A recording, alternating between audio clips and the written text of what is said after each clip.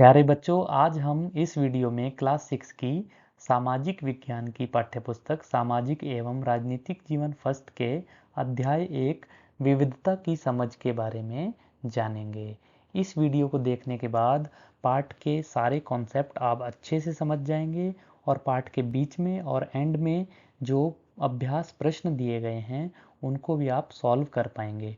तो वीडियो को बिल्कुल स्किप मत कीजिए, एक एक पॉइंट बहुत इंपॉर्टेंट है और एंड में अभ्यास प्रश्न भी आपको कराए गए हैं। तो वीडियो को एंड तक देखिए। चलिए शुरुआत करते हैं। वीडियो में सबसे पहले हम देखते हैं विविधता का क्या अर्थ है। तो विविधता का जो शाब्दिक अर्थ है, इसका मतलब है अलग अलग विशेषताओं वाली चीज़ों का समूह। तो जैसे हम देखते हैं भारत जो देश है, इसमें अलग अलग धर्म के अनेक अलग अलग भाषा बोलने वाले, अलग अलग त्यौहार मनाने वाले लोग रहते हैं। तो इस प्रकार हम देखते हैं कि भारत में विविधता है। तो विविधता में एकता क्या है, आइए इसको समझते हैं। तो विविधता में एकता का मतलब है अलग अलग होने पर भी एक होना। जैसे भारत में अनेक जाति, अनेक धर्म, अनेक भाषा बोलने वाले लोग एक साथ रहते हैं, फिर भी जो है ये सब भारतीय हैं। भारतीय होने के नाते जो है ये सब एक हैं। तो जो एकता है वो भारतीय होने में है। अलग अलग भाषाएं बोलने के बावजूद सभी भारतीय हैं, अलग अलग धर्म का होने के बावजूद सभी भारतीय हैं। तो ये जो विविधता में एकता है ये यही है कि अलग अलग धर्म हैं फिर भी सब भारतीय हैं। इस तरीके से अलग अलग होने पर भी एक होना विविधता में एकता को दर्शाता है। चलिए आगे बढ़ते हैं। हमारे जीवन पर विविधता का प्रभाव। तो देखिए सभी व्यक्ति जो है वो उनमें विभिन्नता होती है, सबके चेहरे अलग होंगे, सबका पहनावा अलग होगा, बोलने का तरीका, आवाज़ की जो साउंड है वो अलग होगी। आप कई बार देखते हैं ना कि फ़ोन पे बात करते सुनते ही आप पहचान लेते हैं कि कौन बोल रहा है। तो हर व्यक्ति जो है वो भिन्न है। हर व्यक्ति एक ही काम को अलग तरीके से कर सकता है।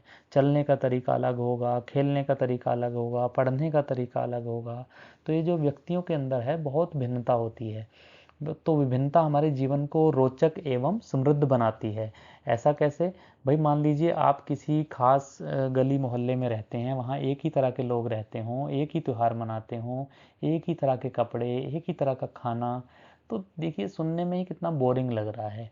या आप किसी ऐसे बाग बगीचे में गए, वहाँ एक ही तरह के फूल, एक ही तरह के फल आपको मिल रहे हैं, एक ही तरह का खाना मिल रहा है, एक ही गेम खेल रहे हैं सब लोग। तो ये थोड़ा बोरिंग लगता है। वहीं अगर विभिन्न प्रकार के आपको खाने मिलें, खाने में अनेक प्रकार की चॉइस हो और आपको अनेक प्रकार के कपड़े, अनेक प्रकार के जूते, अलग अलग भाषा, अलग अलग खेल खेलने वाले लोग आपके दोस्त हों, तो आपको एक अलग ही मज़ा आएगा। तो इस प्रकार हम देखते हैं कि जो भिन्नता है ये हमारे जीवन को रोचक और समृद्ध बना देती है। जितनी भिन्नता होगी उतना ही ज़्यादा हमें जीवन रोचक और समृद्ध लगेगा। तो आशा करता हूँ आप समझे होंगे भारत में किस प्रकार की भिन्नता है। भारत में आप देखेंगे अनेक धर्मों के लोग रहते हैं। कौन कौन से प्रमुख धर्म हैं भारत में? हिंदू, मुस्लिम, सिख, ईसाई, बौद्ध, जैन, पारसी, अनेक धर्मों के लोग यहाँ पे रहते हैं। अनेक भाषाएं बोलने वाले लोग भारत में रहते हैं। हिंदी, इंग्लिश, तमिल, तेलुगु, पंजाबी, गुजराती, मराठी, बंगाली, ये सब आपने नाम सुने होंगे। अनेक भाषाओं को बोलने वाले लोग भारत में रहते हैं। अनेक धर्मों के लोग रहते हैं। अनेक प्रकार के त्योहार भारत में लोग जो है मनाते हैं। अनेक प्रकार का भोजन जो है भारत में मिलता है। आपने सुना होगा पंजाब में छोले भटूरे, गुजरात का ढोकला, साउथ इंडिया का डोसा, यूपी बिहार का लिट्टी चोखा। ये जो है भारत की विभिन्नता को या विविधता को दर्शाता है। तो इस प्रकार हम देखते हैं भारत में अनेक प्रकार की विविधता है, फिर भी सभी लोग एक हैं, सभी लोग भारतीय हैं। तो ये जो भारतीय होने का जो गर्व है, ये हमारी विविधता में एकता को दर्शाता है। चलिए आगे बढ़ते हैं। विविधता या अनेकता हमारे जीवन को किस प्रकार बेहतर बनाती है? तो जैसे हमने अभी थोड़ी देर पहले बात की थी कि इससे हमारा जीवन जो है रोचक बनता है। जो विविधता है इससे हमारा जीवन रोचक बनता है। जितने ज़्यादा ऑप्शन होंगे, जितनी ज़्यादा चॉइस हमारे पास होगी, जीवन उतना ही रोचक और समृद्ध होगा। अगर विविधता ना हो, एक ही तरह की चीज़ें हों, एक ही तरह का खाना आप रोज़ खाएं, तो आप बोर हो जाएंगे। और अगर मान लीजिए आप एक ही गाना रोज रोज सुने, एक ही गाने पे रोज रोज डांस करना चाहें तो आप नहीं कर पाएंगे। जब आपके पास नई नई चॉइस आती है तो आपका जीवन जो है उत्साह से भरा रहता है। तो आगे बढ़ते हैं, हमारे और हमारे दोस्तों के बीच किस प्रकार की भिन्नताएं हैं। तो देखिए आपका जो है पहनावा, आपकी बोलचाल, आपका भोजन, आपका घर परिवार, आपका कपड़े पहनने का ढंग, बात करने का ढंग, पढ़ाई करने का तरीका, सारे अलग अलग हो सकते हैं। आपकी शक्ल एक दूसरे से अलग होगी, आपके बाल एक दूसरे से अलग होंगे, आपकी आंखों का रंग अलग हो सकता है। तो बहुत भिन्नता है। आपके घर में कोई अलग भाषा बोली जाती होगी, आपके दोस्तों के घर में दूसरी भाषा हो सकती है। तो सेम भाषा भी हो सकती है मगर कुछ ना कुछ भिन्नता अवश्य होती है। कुछ लोग शाकाहारी होंगे, कुछ मांसाहारी होंगे, कोई बौद्ध होंगे, कोई जैन होंगे, कोई हिंदू होंगे, कोई मुस्लिम होंगे, कोई सिख होंगे, कोई ईसाई होंगे। तो अनेक प्रकार की भिन्नताएं जो है हमारे बीच पाई जाती हैं। इस प्रकार आप कह सकते हैं कि दोस्तों के बीच भी भिन्नताएं हैं। आप अपने बारे में निम्नलिखित जानकारी दीजिए। ये आपकी पाठ्य पुस्तक के बीच में आपको प्रश्न मिलेंगे। तो बाहर जाते समय में मैं तो भाई दोस्तों जीन्स और टी शर्ट पहनना पसंद करता हूँ। आप अपने बारे में यहाँ पे लिख सकते हैं कि आपको बाहर जाते समय किस तरह के कपड़े पहनना पसंद है। घर में आप किस भाषा में बात करते हैं। मैं हिंदी में बात करता हूँ, आप अपनी भाषा लिख सकते हैं कि आप इंग्लिश में बात करते हैं या तमिल, तेलुगु, जो भी आपकी भाषा है। आपका पसंदीदा खेल आप यहाँ लिखेंगे। मैं अपना खेल लिख रहा हूँ, बैडमिंटन मुझे पसंद है। तो आप क्रिकेट लिख सकते हैं, फुटबॉल लिख सकते हैं, जो भी आपको पसंद हो आप वो लिख सकते हैं। तो जैसे मैंने बैडमिंटन लिख दिया, आप इसमें अपनी पाठ्य पुस्तक के अंदर भरेंगे। मुझे के बारे में किताबें पढ़ना पसंद है। आपको जो भी किस्से कहानियाँ पसंद हैं, मुझे इतिहास के बारे में जो है किताबें पढ़ना पसंद है, तो मैंने इतिहास लिख दिया। इस तरीके से आप इसको भर सकते हैं। क्या आप आपके साथियों के जवाब एक जैसे हैं? तो देखिए बिल्कुल हूबहू आपके जवाब एक जैसे बिल्कुल नहीं होंगे। कुछ ना कुछ चेंज जरूर होता है, एक जैसे जवाब नहीं होते। क्या अगर कोई एक जैसे जवाब आपको लगते हैं तब भी आप में कुछ ना कुछ डिफरेंस जरूर होगा। अगर आप सेम बैडमिंटन खेलते हैं फिर भी आप बैडमिंटन खेलने का तरीका आपका अलग हो सकता है। आप शाकाहारी हैं तो आपको कोई और सब्जी पसंद हो सकती है, आपके दोस्त को कोई दूसरी सब्जी ज़्यादा पसंद हो सकती है। तो इस तरीके से हम जो है भिन्नता को देख सकते हैं। दोस्तों के बीच भी भिन्नता होती है। अब है दोस्ती करना। क्या कैसे कि एक ऐसे इंसान से दोस्ती करना आपके लिए आसान होगा जो आपसे बहुत भिन्न है। तो आपको लग सकता है कि नहीं, जो भिन्न है उससे दोस्ती कैसे। मगर ये बिल्कुल सही बात है, जो भिन्न होगा उनमें भी दोस्ती हो सकती है। दोस्ती किसी भाषा की, किसी धर्म की, किसी जाति की मोहताज नहीं है। आपको आपके जो दोस्त हैं, आप देखिए आपने उनसे दोस्ती करते समय क्या ये चेक किया था कि वो कौन से धर्म के हैं, वो कौन सी भाषा बोलते हैं, वो शाकाहारी हैं या मांसाहारी हैं, या वो कहाँ के रहने वाले हैं, वो बिहार के हैं, यूपी के हैं, दिल्ली के हैं, आगरा के हैं, कहाँ के हैं। तो ये चीज़ें हम नहीं देखते। किसी से भी दोस्ती हो सकती है, तो दोस्ती आसान हो सकती है अगर कोई आपसे भिन्न है तब भी।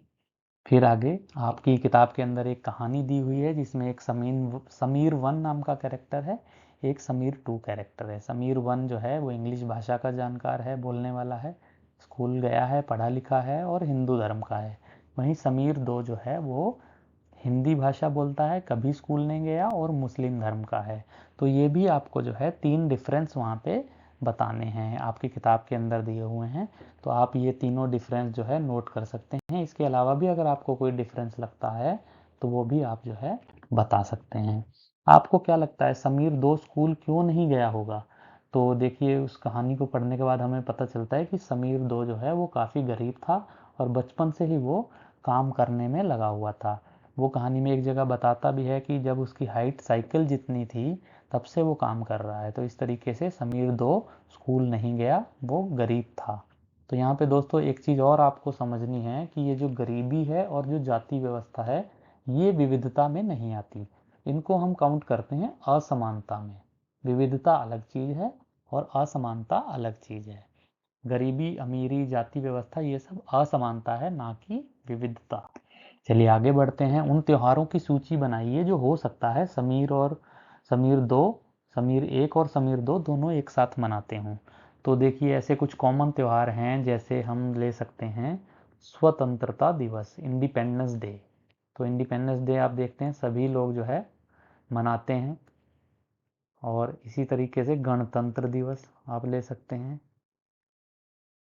और भी त्यौहार ऐसे हो सकते हैं जो वो एक साथ मनाते हैं, मगर ये ऐसे त्यौहार हैं जिनको सब लोग मिलकर मनाते हैं। इसके अलावा होली, दिवाली, ईद, सभी त्योहारों को साथ मनाया जा सकता है। पर स्वतंत्रता दिवस और गणतंत्र दिवस को हम विशेषतः यहाँ पे नोट कर सकते हैं। इन त्योहारों को साथ मनाते हैं।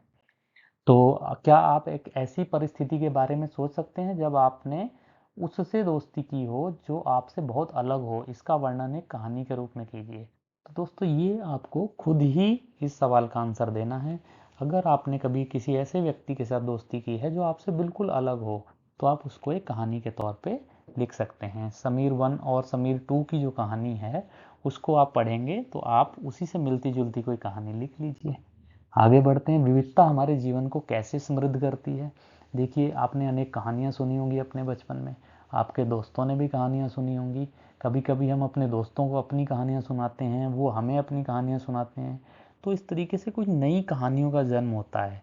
जब हम कुछ कहानियाँ सुनते हैं, उसमें अपनी तरफ से कुछ जोड़ देते हैं, कुछ घटा देते हैं, तो नई कहानियाँ बनती हैं। इस तरीके से एक नई कहानी का जन्म हो जाता है जो समृद्धि को बढ़ावा देती है। ऐसी गेम्स के बारे में है, कुछ खेल आपने अपने दोस्तों के साथ मिलकर खेले होंगे, कुछ रूल चेंज कर दिए होंगे। ऐसे ही भोजन के बारे में है। भाई मान लीजिए कोई डोसा खाता है और वो नॉर्थ इंडिया में आ गया। भाई साउथ इंडिया में डोसा जो है नारियल तेल में बनता है और यहाँ पे रिफाइंड ऑयल में बनता है या सरसों के तेल में बन सकता है। तो इस तरीके से आप देखेंगे भोजन भी जो है वो चेंज होता जाता है।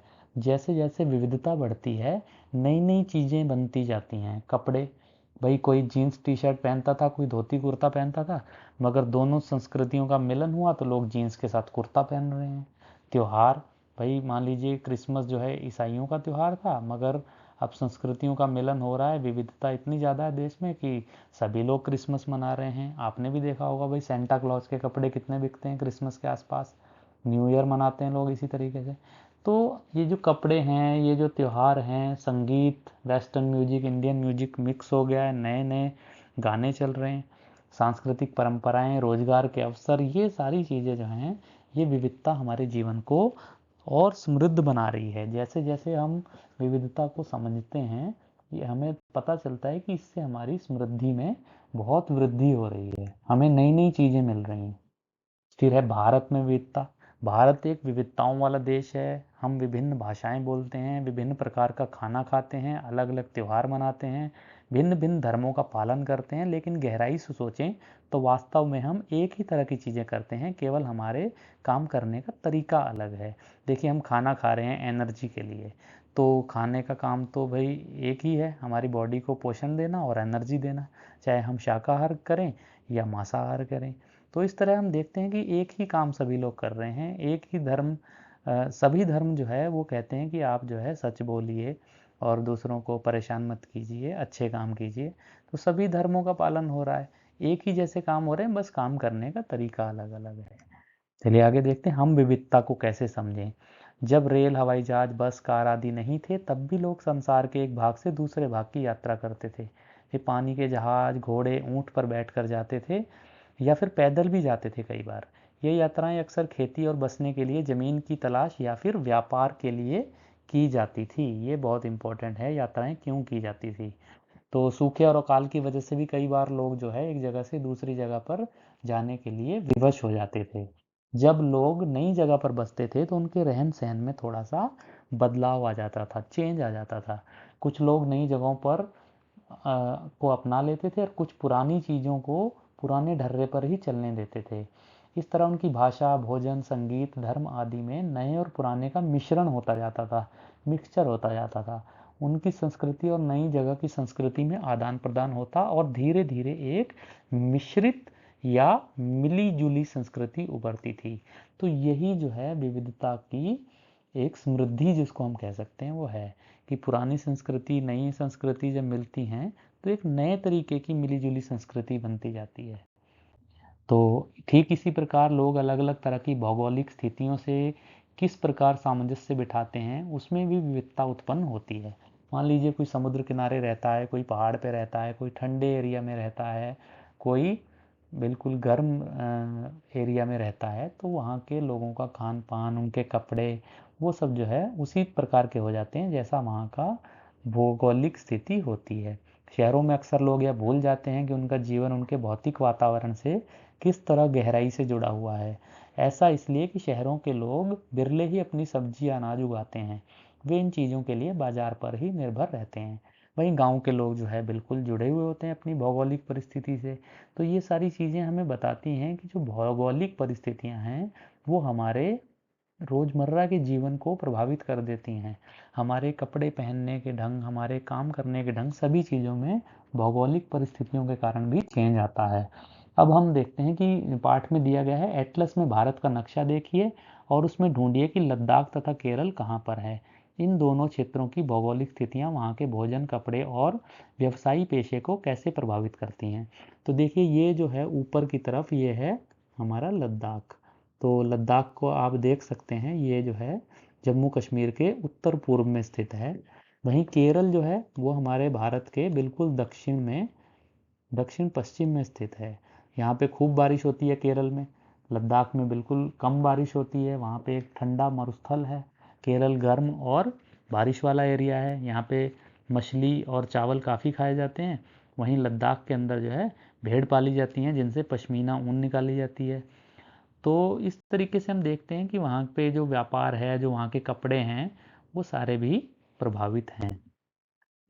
यहाँ पे देखिए मैप में थोड़ा बड़ा करके दिखाया है लद्दाख को, आप देख सकते हैं।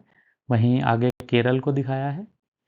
लद्दाख व केरल, जहाँ केरल और लद्दाख की भौगोलिक स्थितियाँ एक दूसरे से बिल्कुल अलग हैं, वहीं हम यह भी देखते हैं कि दोनों क्षेत्रों के इतिहास में एक ही प्रकार के सांस्कृतिक प्रभाव हैं।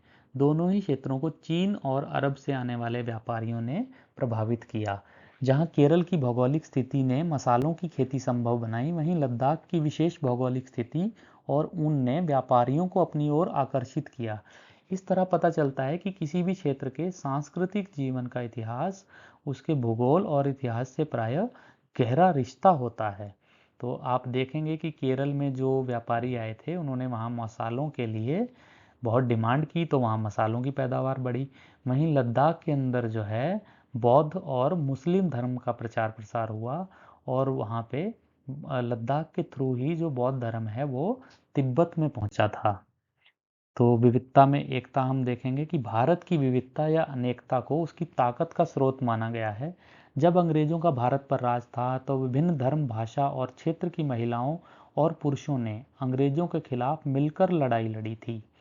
भारत के स्वतंत्रता संग्राम में अलग अलग परिवेशों के लोग शामिल थे। उन्होंने एकजुट होकर आंदोलन किया, इकट्ठे जेल गए और अंग्रेजों का अलग अलग तरीकों से विरोध किया। अंग्रेजों ने सोचा था कि वे भारत के लोगों में फूट डाल सकते हैं क्योंकि उनमें काफ़ी विविधताएं हैं और इस तरह उनका राज चलता रहेगा। मगर लोगों ने दिखा दिया कि वे एक दूसरे से चाहे कितने भी विभिन्न हों, अंग्रेजों के खिलाफ लड़ी जाने वाले लड़ाई में वो सब एक थे। तो हमने इस चैप्टर में देखा कि भारत के जो लोग थे उन्होंने अंग्रेजों के खिलाफ लड़ाई लड़ने में ये नहीं देखा कि वो किस जाति के हैं, किस धर्म के हैं। उन्होंने मिलजुल कर ये लड़ाई लड़ी। जलियांवाला बाग हत्याकांड के बाद गाया जाने वाला गीत, तो ये आपकी पुस्तक में गीत दिया हुआ है। दिन खून के हमारे प्यारे न भूल जाना, खुशियों में अपनी हम पर आंसू बहा के जाना। सैयाद ने हमारे चुन चुन के फूल तोड़े, वीरान इस चमन में कोई गुल खिला के जाना। गोली खा के सोए जलियां बाग में हम, सूनी पड़ी कब्र पर दिया जला के जाना। हिंदू और मुस्लिमों की होती है आज होली, बहते हैं एक रंग में दामन भिगो के जाना। कुछ जेल में पड़े हैं, कुछ कब्र में गड़े हैं, दो बूंद आंसू उन पर प्यारे बहा के जाना। दिन खून के हमारे प्यारे न भूल जाना। तो देखिए इस जो गाना है, ये जो गीत है, ये जलियांवाला बाग हत्याकांड के बाद गाया जाने वाला गीत है। आइए जानते हैं ये जलियांवाला बाग हत्याकांड क्या था। तो जलियांवाला बाग हत्याकांड में एक ब्रिटिश जनरल ने शांति प्रिय निहत्थे लोगों पर खुलेआम गोलियां चलवा दी थी जो बाग में इकट्ठे होकर सभा कर रहे थे। महिला, पुरुष, हिंदू, मुसलमान एवं सिख कितने सारे लोग थे जो अंग्रेजों की पक्षपातपूर्ण नीति का विरोध करने के लिए जमा हुए थे। उनमें से बहुत लोगों की जानें गई और उससे भी ज़्यादा घायल हुए। यह गीत उन्हीं शहीदों की याद में गाया जाता था। तो जलियांवाला बाग हत्याकांड जो है ये हुआ था 1919 में। तो आप देखेंगे कि जब अंग्रेज़ों का राज था उस समय अंग्रेज़ जो है बहुत पक्षपातपूर्ण नीति अपनाते थे। भारतीयों के खिलाफ अलग कानून, अंग्रेज़ों के लिए अलग कानून। तो लोगों ने उसके विरोध के लिए पंजाब के अमृतसर में जलियांवाला बाग में इकट्ठा होकर एक सभा कर रहे थे लोग, और उसी समय अंग्रेज़ों ने गोलियां चला दी थी। तो उनकी याद में जो है ये गीत गाया जाता था। चलिए आगे बढ़ते हैं। राष्ट्रीय आंदोलन का महत्व। तो देखिए, स्वतंत्रता संग्राम के दौरान उभरे गीत और चिन्ह विविधता के प्रति हमारा विश्वास बनाए रखते हैं। क्या आप भारतीय झंडे की कहानी जानते हैं? स्वतंत्रता संग्राम के दौरान ही भारतीय झंडे की परिकल्पना की गई। इस झंडे को सारे भारत में लोगों ने अंग्रेजों के खिलाफ इस्तेमाल किया, और आज भी भारतीय तिरंगा झंडा भारत के लोगों में देशभक्ति और एकता का प्रतीक बना हुआ है। तो देखिए, झंडा हमारा एक है, भले हम किसी भी जाति के हों, किसी भी धर्म के हों, हमारे देश का जो झंडा है उसका सम्मान सभी करते हैं, और यह फिर से अनेकता में एकता की बात को पुख्ता करता है। आगे बढ़ें। देश के प्रथम प्रधानमंत्री जवाहरलाल नेहरू ने अपनी किताब भारत की खोज में लिखा है, भारतीय एकता कोई बाहर से थोपी हुई चीज नहीं है, बल्कि यह बहुत ही गहरी है, जिसके अंदर अलग अलग तरह के विश्वास हैं और प्रथाओं को स्वीकार करने की भावना है। इसमें विविधता को पहचाना और प्रोत्साहित किया जाता है। यह नेहरू ही थे जिन्होंने भारत की विविधता का वर्णन करते हुए अनेकता में एकता का विचार सबसे पहले हमें दिया। तो अनेकता में एकता का विचार क्या है? कि भारत में अलग अलग तरीके के लोग हैं, मगर वो अपनी इच्छा से जो है भारत को अपना देश मानते हैं, और ये कोई बाहर से थोपी हुई चीज़ नहीं है। जो अनेकता में एकता है, ये भारत के लोगों में पहले से ही विद्यमान है, उनके अंदर है, उनके दृढ़ विश्वास के अंदर है, और उनकी प्रथाओं को स्वीकार करने की भावना के अंदर है। तो आगे बढ़ें। रविंद्रनाथ टैगोर द्वारा रचित हमारा राष्ट्रगान भी भारतीय एकता की एक अभिव्यक्ति है। राष्ट्रगान किस तरह से एकता का वर्णन करता है, इसे अपने शब्दों में लिखिए। तो आप जानते हैं कि हमारा जो राष्ट्रगान है उसमें पूरे देश के अनेक राज्यों का वर्णन है, भारत माता का वर्णन है। जन गण मन अधिनायक जय है, भारत भाग्य विधाता, पंजाब सिंध गुजरात मराठा द्राविड़ उत्कल बंगा, विंध्य हिमाचल यमुना गंगा उच्चल जलधि तरंग, तब शुभ नामे जागे तब शुभ आशीष मांगे, गाहे तब जय गाथा। तो इसमें देखिए भारत के अनेक राज्यों का वर्णन आ रहा है और भारत को एक बताया गया है। इस तरीके से हम देखते हैं कि भारत का जो राष्ट्रगान है वो एकता का वर्णन करता है। तो अभ्यास प्रश्नों पे अब आ जाते हैं। अपने इलाके में मनाए जाने वाले विभिन्न त्योहारों की सूची बनाइए। इनमें से कौन से त्योहार सभी समुदायों द्वारा मनाए जाते हैं? तो सूची में हमारे बहुत से त्योहार हो सकते हैं भाई। होली हो सकती है, दिवाली हो सकती है, ईद हो सकती है, बैसाखी हो सकती है, स्वतंत्रता दिवस, गणतंत्र दिवस। ये कुछ ऐसे त्योहार हैं जो सभी समुदायों द्वारा मिलकर मनाए जाते हैं। स्वतंत्रता दिवस और गणतंत्र दिवस, ये सभी समुदायों द्वारा मिलकर बनाए जाते हैं। दोस्तों, अगर आपको इन अभ्यास प्रश्नों के लिए नोट्स की आवश्यकता है तो आप कमेंट में लिखिए, हम आपको नोट्स भी प्रोवाइड करा देंगे। आगे देखिए, आपके विचार में भारत की समृद्ध एवं विविध विरासत आपके जीवन को कैसे बेहतर बनाती है? तो ये हम पहले ही चर्चा कर चुके हैं कि जो हमारी जो विविधता है, भारत की जो समृद्ध और विविध विरासत है, वो हमारे जीवन को बेहतर बनाती है। हम नई नई चीज़ें सीख सकते हैं, नई नई भाषाएं सीख सकते हैं, नए नए संगीत जो है बन रहे हैं, नए नए खोज हो रही हैं, नए नए भोजन के तरीके। तो ये सारी चीज़ें जो है हमें जीवंत और समृद्ध बनाती हैं।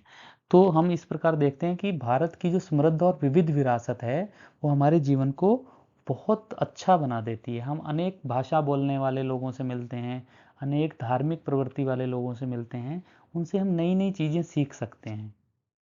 तो ये जो नई चीज़ें सीखने का अवसर है वो हमें तभी मिल रहा है जब हमारे भारत में समृद्ध और विविध विरासत है। चलिए आगे बढ़ें। तीसरा प्रश्न, आपके अनुसार अनेकता में एकता का विचार भारत के लिए कैसे उपयुक्त है? भारत की खोज किताब से लिए गए इस वाक्यांश में नेहरू भारत की एकता के बारे में क्या कहना चाह रहे हैं?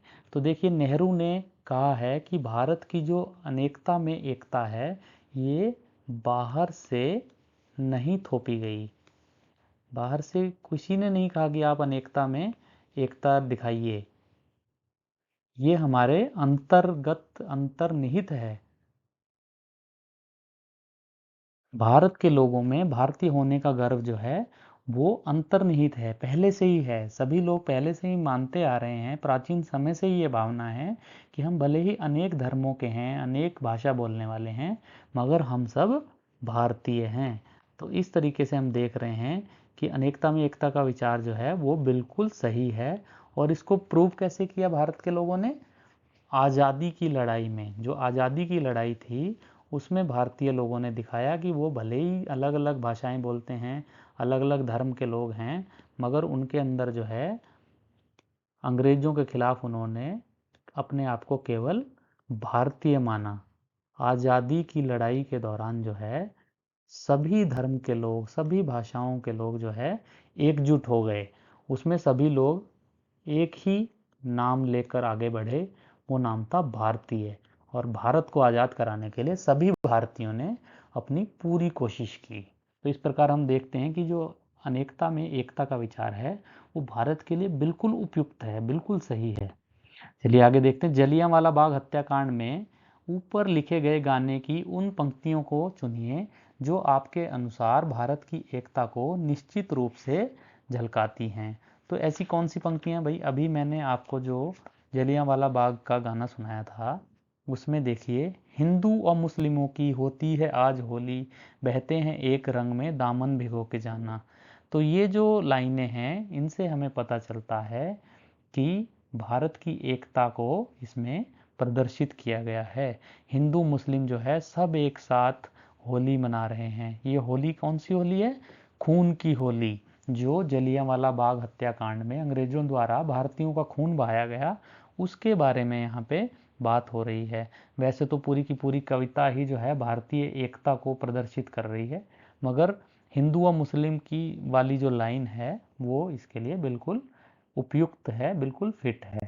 तो अगला है, लद्दाख एवं केरल की तरह भारत का कोई एक क्षेत्र चुनिए और अध्ययन कीजिए कि उस क्षेत्र की विविधता को ऐतिहासिक और भौगोलिक कारकों ने प्रभावित किया है। क्या ये ऐतिहासिक और भौगोलिक कारक आपस में जुड़े हुए हैं और कैसे जुड़े हुए हैं? तो इस बारे में दोस्तों आप खुद किसी एक राज्य को देखिए, उसके इतिहास को देखिए, उसके भूगोल को जानने की कोशिश कीजिए और आप बता पाएंगे कि इतिहास भूगोल के कारण ही किसी भी राज्य की, किसी भी देश की जो है संस्कृति बनती है। ऐतिहासिक और भौगोलिक कारक हमेशा आपस में जुड़े हुए होते हैं। आप किसी ऐसी जगह पर जाइए जहाँ पे गर्मी पड़ती है तो वहाँ का जो रहन सहन है, जो खान पान है, वो उसी वातावरण के अनुसार होगा। अगर हम किसी ठंडे एरिया में जाएंगे तो वहाँ का वातावरण भाई ठंडे एरिया के अनुसार हो जाएगा। अगर किसी राज्य पे बार बार अटैक हुए हैं तो वहाँ की संस्कृति उसी के अनुसार मिल जाएगी, मिक्सचर संस्कृति बनेगी। यदि कोई राज्य बिल्कुल पहाड़ों में है तो भाई उसकी संस्कृति वहाँ के भौगोलिक परिस्थिति के अनुसार बनेगी। तो इस तरह हम देखेंगे कि किसी भी राज्य को आप चुन लीजिए, आप यूपी को चुनिए, हरियाणा को चुनिए, पंजाब को चुनिए, तमिलनाडु को चुनिए, केरल को चुनिए, तो सभी जगह पर आपको जो है ऐतिहासिक और भौगोलिक कारक आपस में मिले हुए मिलेंगे। धन्यवाद। यदि आपका कोई और सुझाव है तो कमेंट कीजिए, हम आपके सभी सुझावों को जानने के लिए तत्पर हैं। और बच्चों, अगर आपको नोट्स चाहिए तो आप जो है कमेंट कीजिए, हम आपको नोट्स भी फ्री ऑफ कॉस्ट प्रोवाइड कराएंगे। Thank you.